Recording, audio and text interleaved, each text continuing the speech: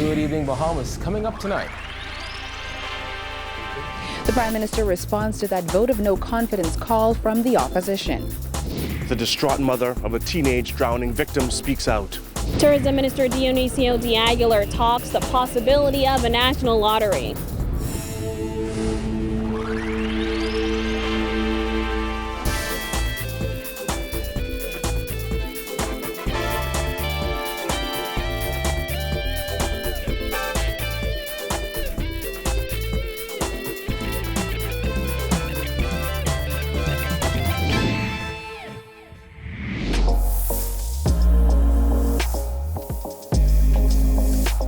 Our News is brought to you by Alive.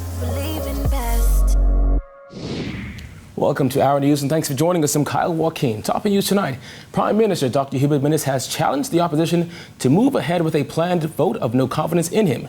Minnis asserted that when the next general election is called, the PLP will see just how much confidence voters have in his administration. Julian Gray reports.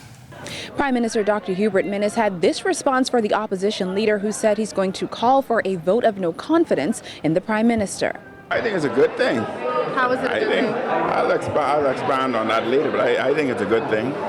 Minnis said he looks forward to the vote of no confidence on October 2nd when Parliament resumes. He asserted that is when the opposition will see how strong the FNM is. When every election is held, the Bahamian people will show the nation the confidence that they have in the FNM government, and I have no doubt that they will put us back.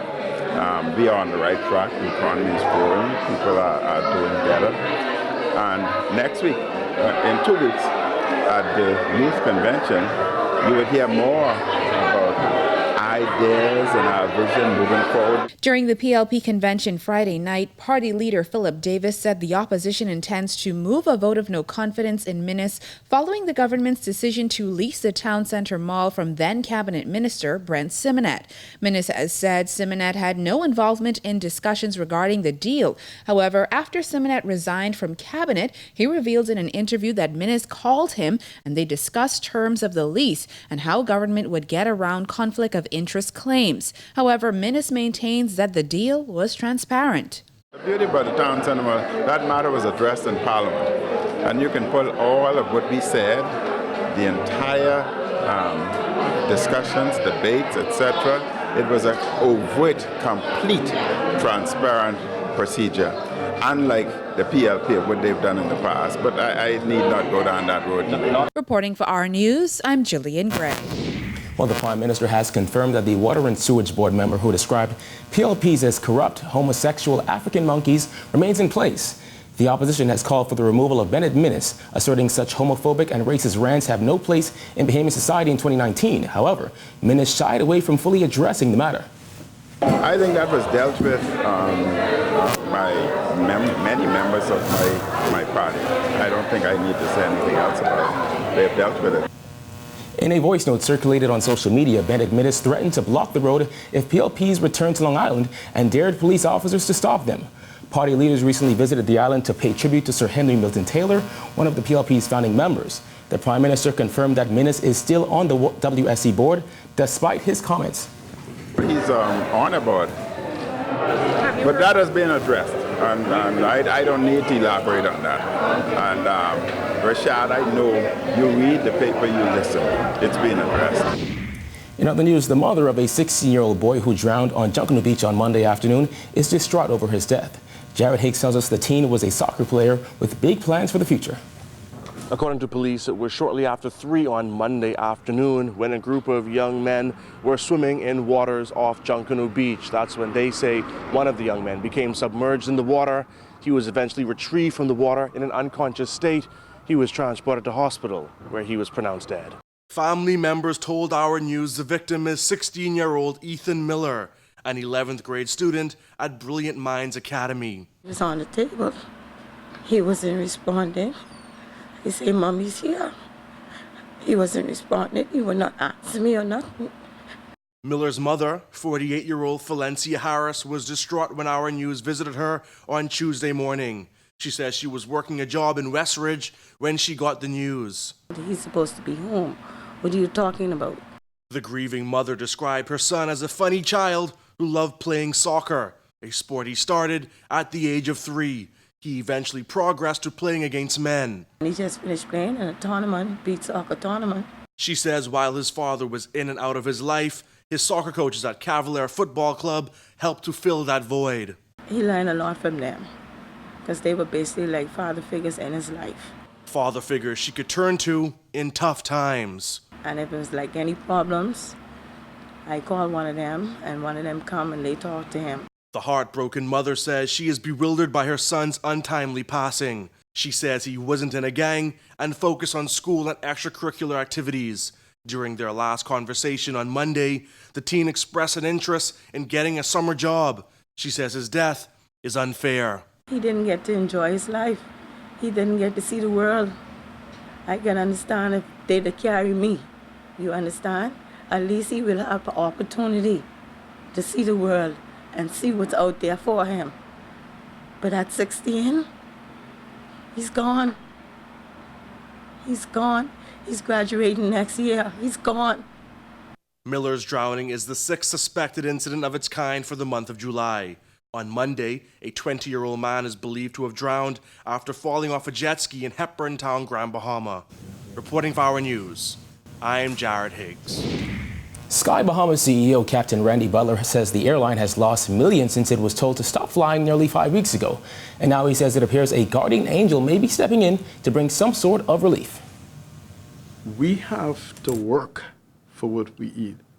The passengers that were inconvenienced in this whole thing, and I apologize to you all. From meeting payroll to other basic finances, Butler says it's been a rough few weeks for Sky Bahamas. So rough, he says the company has bled millions. And it's all because their application renewal was rejected after their air operator certificate expired on June 29th. These 2 months are where you make the most money for the whole year. According to Butler, an inspector for the Civil Aviation Authority raised a few safety concerns. However, even after several meetings, including one last Friday, Sky Bahamas has yet to receive its AOC. The airline has 2 planes and a staff complement of just over 60. Despite the many challenges and losing thousands by the day, Butler said one thing is for certain: the airline isn't closing down. He advised us that just before our interview, he sat down with a potential investor. 2 or 3 days ago, we were pretty much at a critical place. We're at that critical place now, but somebody has come and put their arms around me, and they're trying to do that and say, Randy, Sky Bahamas is too great to fail. The airline has fallen short of its glory days, from once flying to Fort Lauderdale and numerous family islands to now only Exuma, Abaco, and Cat Island, as well as on-call flights to the U.S. Butler has since called on the powers that be to intervene, saying the matter appears to be political and personal. Listen, this thing is serious. If you're in foreign or white, ain't nothing happening for you here in the Bahamas. We believe foreign and white is better. Tourism and Aviation Minister Dionisio de Aguilar was asked about Butler's situation today, but said he will not intervene. No Minister of Aviation with any sense is going to intervene on a safety issue. Now, the AOC is required for an airline to carry fare-paying passengers. De Aguilar insisted it's something Butler needs to work out on his own. If Sky Bahamas has a matter before the Bahamas Civil Aviation Authority, it's up to him to figure out how to get the necessary approvals in order to obtain his air operating certificate. As government considers the establishment of a national lottery, Tourism Minister Dionisio de Aguilar says they are not ruling out the idea of allowing web shop bosses to run it, adding it might just be a no-brainer. Jasmine Brown Aguilar reports. says while no concrete plans have been made for a national lottery, he insists he is of the belief that the government should not operate it if it were to happen. It left open the opportunity for a lottery. Now, I never said who would run that lottery and whether the government, and I said specifically in my speech that I did not personally believe that the government of the Bahamas should run a lottery because of our record in running things in general. He said what would be a more sensible option is for a national lottery to be operated by web shop owners. The government legalized gaming to generate tax revenue. So You could still have the same people operate it, it's just maybe you change the tax structure. I mean, there are many ways to skin this cat. If we were to decide to go into lottery, I'm sure a very significant case could be made for, hey, we have Bahamians that are involved in the gaming industry. Would they not be best positioned to run a lottery on our behalf? They have the distribution, they have the knowledge. Earlier this month, the Aguilar told Parliament that amendments to the Gaming Act will expand the definition of what is considered a numbers game and could make way for a national lottery. He explained it could be a first step in establishing a national lottery involving 4-ball, 5-ball, or 6-ball. However, the Gaming Board is still considering all of its options. We have not proceeded on that matter. We've received no advice on that matter, and the government is not further along in determining what it's going to do about a lottery. Reporting for R News, I'm Jasmine Brown. All right, thanks, Jasmine. Still to come, cabinet ministers get a first-hand look at public school repairs. Plus, the PLP leader defends the decision to push fresh faces. Stay tuned.